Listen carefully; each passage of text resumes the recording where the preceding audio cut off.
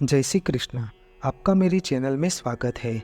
आज हम बात करेंगे पितृओं के श्राद्ध पक्ष में उनका श्राद्ध करते समय इन 16 दिनों में कौन से नियम का पालन करना चाहिए और श्राद्ध तर्पण विधि कैसे करें जिससे उनकी आत्मा को शांति और मोक्ष की प्राप्ति हो सके।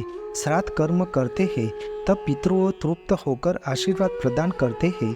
वैसे तो सच्ची श्रद्धा, विश्वास और समर्पण के भाव से श्राद्ध किया जाए तो पितृ अवश्य प्रसन्न होते हैं, लेकिन कुछ विशेष बातों का ध्यान रखा जाए तो श्राद्ध पक्ष के सभी पुण्य फल की प्राप्ति होती है।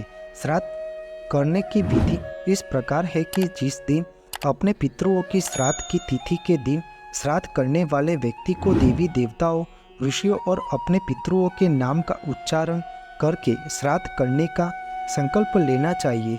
इसमें कलश में शुद्ध जल भरकर उसमें काले तिल मिलाकर पितृओं को अर्पित किया जाता है।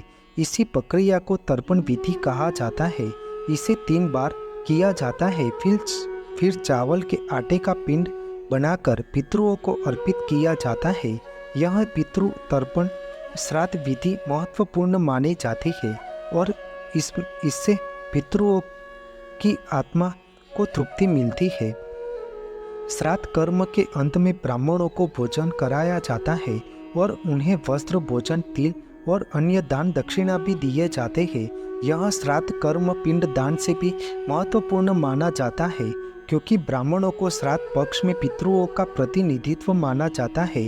पितृ पक्ष में सावधानी बरतने के कुछ नियम जिससे पितृ पक्ष के दौरान पूर्वजों को नाम से ही श्राद्ध किया जाता है।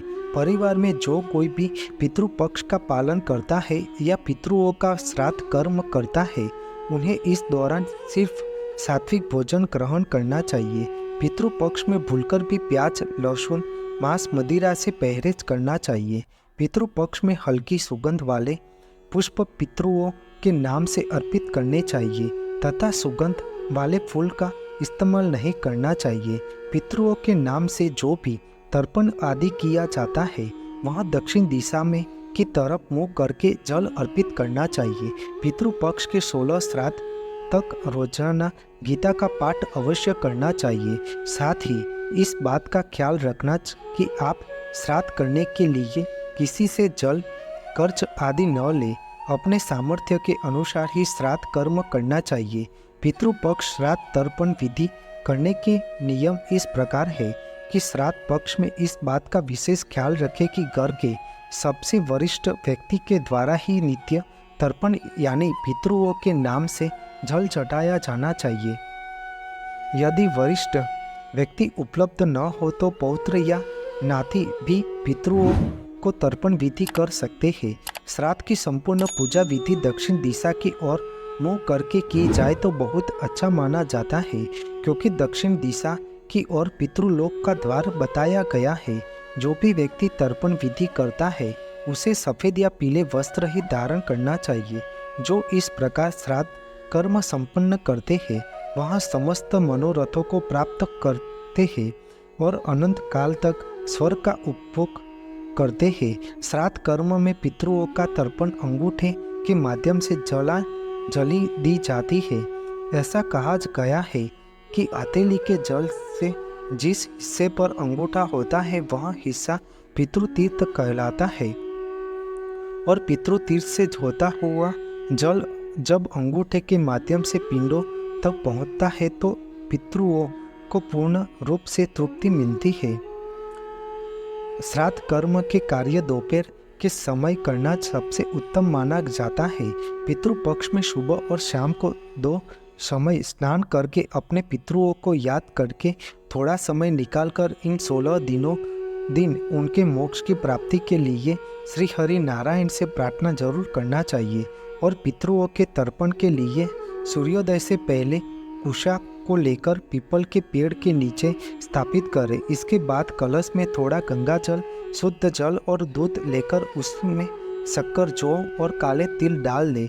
फिर कुशा की जुड़ी पर 108 बार जल चढ़ाए और ओम पितृ देवताय नमो मंत्र का जाप का उच्चारण करें। दूसरा मंत्र ओम पितृ गणाय विघ्नहे जगत तारिणे धीमहि तीनों पितृ प्रचोदयात इन दोनों में से किसी भी मंत्र का जाप आप कर सकते हैं। श्राद्ध कर्म के वक्त जब ब्राह्मण को भोजन करवाते समय इस बात का अवश्य ख्याल रखें कि आप खाने के बर्तन को दोनों हाथ से पकड़कर लाए। इसके अलावा यह नियम भी है कि ब्राह्मण जब भोजन ग्रहण करे तो वह मौन रहकर करे, क्योंकि जब तक ब्राह्मण मौन रहता है तब तक पितृओं भोजन ग्रहण करते हैं। साथ ही भोजन परोसने वाले को भी मौन ही रहना चाहिए। पितृओं को भोजन सामग्री देने के लिए मिट्टी के बर्तनों का प्रयोग किया जाए तो अच्छा है। उपलब्ध नहीं हो तो केले के पत्ते या लकड़ी के बर्तन का भी इस्तेमाल किया जाता है। पितृओं को श्राद्ध सिर्फ और सिर्फ अपने घर में ही करना चाहिए। दूसरों की जमीन पर उनका श्राद्ध भूलकर भी नहीं करना। पितृपक्ष में पंचबलि कर्म किया जाता है। इसका मतलब है कि इस दिन देवताओं, पीपल, गाय, कौवे को भोजन दिया जाता है और इन दिनों चींटियों तथा मछलियों को भी भोजन करवाना चाहिए। इन श्राद्ध पक्ष के दिनों में अपने पितृओं के नाम से जरूरतमंदों को अनाज का दान करना शुभ फलदायी होता है।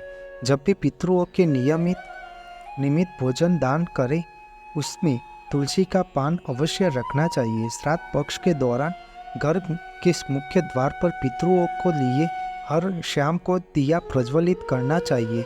इससे पितृओं प्रसन्न होते हैं और घर में सुख शांति बनी रहे ऐसा आशीर्वाद प्रदान करते हैं। श्राद्ध पक्ष के दौरान पितृओं का तर्पण करने से उनकी आत्मा को शांति मिलती है और वह प्रसन्न होकर उनके वंश की आयु, पुत्र, यश, स्वर्ग, कीर्ति, पुष्टि, बल, श्री, पशु, सुख और धन धान्य के लिए अपने परिवारजनों को आशीर्वाद प्रदान करते हैं।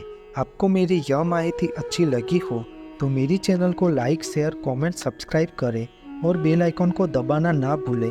जय स्वामीनारायण।